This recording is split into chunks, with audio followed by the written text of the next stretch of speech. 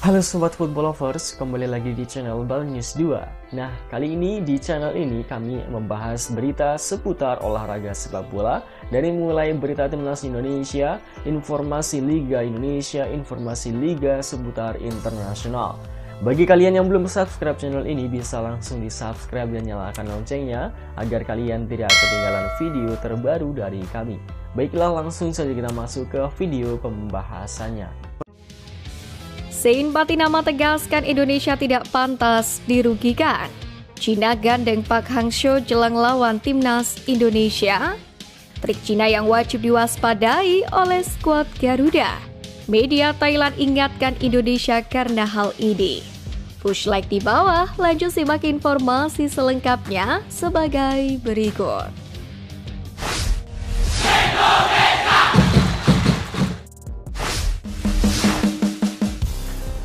Sein Patinama tegaskan Indonesia tidak pantas dirugikan. Sein Patinama lagi-lagi menunjukkan darah patriotnya sebagai orang Indonesia. Ia tak rela negaranya diolok-olok dengan cara dicurangi oleh keputusan-keputusan kontroversial pengadil lapangan. Ya, Sein Patinama begitu marah usai pertandingan Bahrain versus timnas Indonesia dalam lanjutan kualifikasi Piala Dunia 2026 pada Kamis kemarin. Bahkan pemain Kasyupan ini terekam kamera sempat adu argumen dengan striker Bahrain Kamil Al-Aswad dan juga official setempat pertandingan. Emosi Sein Patinama pun sempat meledak dan hampir adu jotos. Untuk aksi Sein Patinama ini bisa diredakan oleh asisten Sintayong, Yong Kim Hoon, dan juga pemain timnas Indonesia yang lain. Namun demikian, ini bukan kali pertama Sintayong jadi garda terdepan saat timnas Indonesia diusik. Saat pertandingan di babak 16 besar Piala Asia 2023 kemarin, Patinama pun juga langsung mau adu jotos dengan pemain Australia yang melanggar rafale strike. Pada pertandingan yang berlangsung di Stadion Jassim bin Hamad 29 Januari 2024 kemarin, Sein tak terima saat fullback Australia Gethin Jones melanggar strike, di mana ex-pemain Viking FK itu pun langsung berlari dan berkonfrontasi dengan Jones. Sein pun tak terima Jones secara sengaja menjegal strike.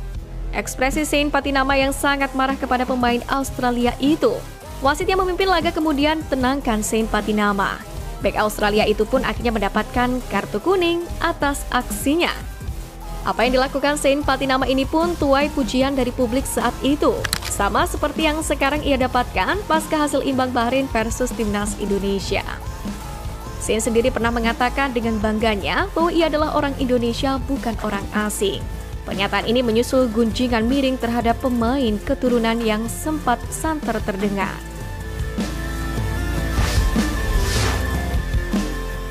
Cina gandeng Pak Hangzhou jelang lawan timnas Indonesia.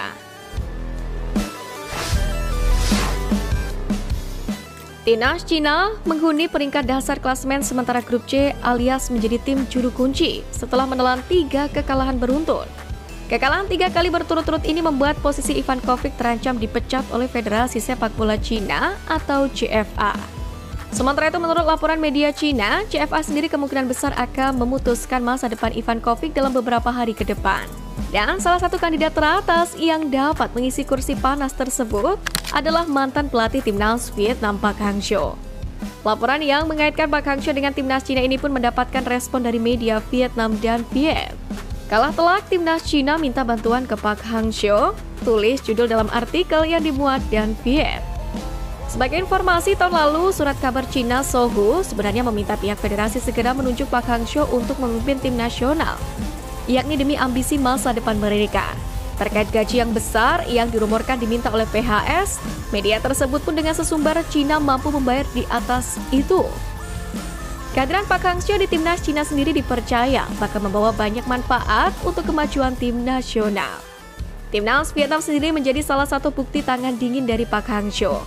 Dalam kurun waktu kurang lebih 5 tahun, PHS berhasil mengerek peringkat The Golden Star Warriors.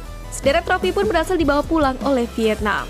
Untuk itu menarik dinantikan, akankah PHS benar-benar berlabuh ke negeri tirai bambu?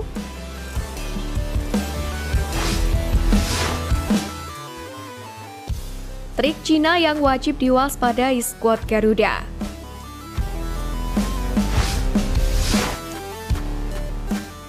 Timnas Indonesia akan menghadapi Timnas Cina pada kualifikasi Piala Dunia 2026 zona Asia di Stadion Qingdao Youth Football pada Selasa malam waktu Indonesia Barat. Sintayong pun perlu memastikan anak asuhnya berkonsentrasi penuh sejak menit awal kala menghadapi Timnas Cina. Sebenarnya di atas kertas, Garuda memang lebih unggul dari Timnas Cina hingga matchday ketiga ini, di mana saat skuad Garuda sudah mengumpulkan 3 poin, Cina terpuruk dengan 3 kekalahan beruntun. Namun demikian, Timnas Cina masih berpeluang menyusahkan anak asuh Sintayong. Sebab Timnas Arab Saudi dan Australia sudah merasakan trik lawan sebelumnya. Meskipun akhirnya kalah, tim nasional dari negeri tirai bambu ini bisa membuat kiper lawan tidak tenang. Dilansir dari FIFA, Timnas Cina mampu mencetak gol terlebih dahulu dalam 2 matchday terakhir kualifikasi Piala Dunia 2026. Di mana tim asuhan Branko Ivankovic ini memaksa Timnas Arab Saudi melakukan gol bunuh diri lewat Ali Ajami pada matchday kedua.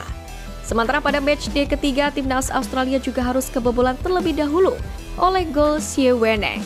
Dengan begitu, Sintayong pun harus memperhatikan 20 menit awal pertandingan dan memastikan timnya tidak kebobolan. Harapan bagi Timnas Indonesia masih terbuka lebar jika melihat catatan itu.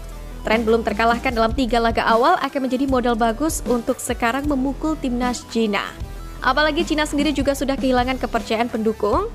Selain itu, Timnas Indonesia juga diuntungkan karena bisa tiba lebih dulu dari Timnas Cina di Qingdao, sehingga mereka diharapkan bisa beristirahat lebih baik dan mencapai kebugaran yang prima saat pertandingan tiba.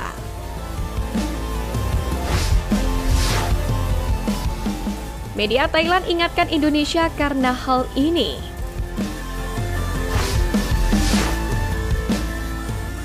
Kejadian pahit yang menimpa Timnas Indonesia saat menghadapi Bahrain pada Kamis kemarin mendapatkan tanggapan dari berbagai pihak, tidak terkecuali adalah media Thailand.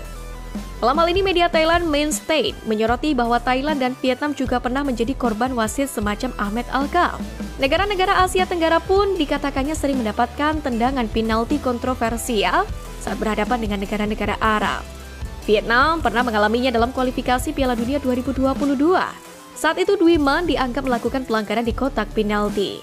Demikian pula dengan yang dialami oleh Thailand dalam Piala Asia 2023. Demikian pula dengan drama-drama yang sering dilakukan oleh para pemain dari Asia Barat. Tindakan mereka tersebut sering mampu menarik perhatian wasit sehingga berujung pada tendangan bebas atau penalti. Mereka menilai kejadian yang dialami Indonesia ini bukan kali pertama, di mana di masa lalu banyak wakil Asia Tenggara yang menderita karena wasit Arab, terutama saat bertemu lawan dari Asia Barat. Tulis Soha.vn. Menghadapi situasi semacam ini, media asal Thailand pun menyampaikan meminta secara tegas pada AFC untuk berhenti menggunakan wasit Arab untuk mengontrol pertandingan antara negara-negara Asia Barat dan Asia Tenggara. Ungkapan ini bukannya mengada-ngada, sebab sering terjadi kontroversi saat penggunaan wasit Arab terjadi. Sikap mereka yang cenderung menguntungkan kolega berpotensi merugikan lawan yang mereka hadapi. Sebelumnya, kritik terhadap kinerja wasit kepada AFC juga telah disampaikan oleh STY dalam konferensi usai pertandingan melawan Bahrain. Bahkan PSSI juga telah melakukan langkah protes dengan melaporkan kinerja wasit tersebut kepada AFC. Sekarang tinggal menunggu langkah nyata AFC dalam memperbaiki kinerja wasit-wasit ini.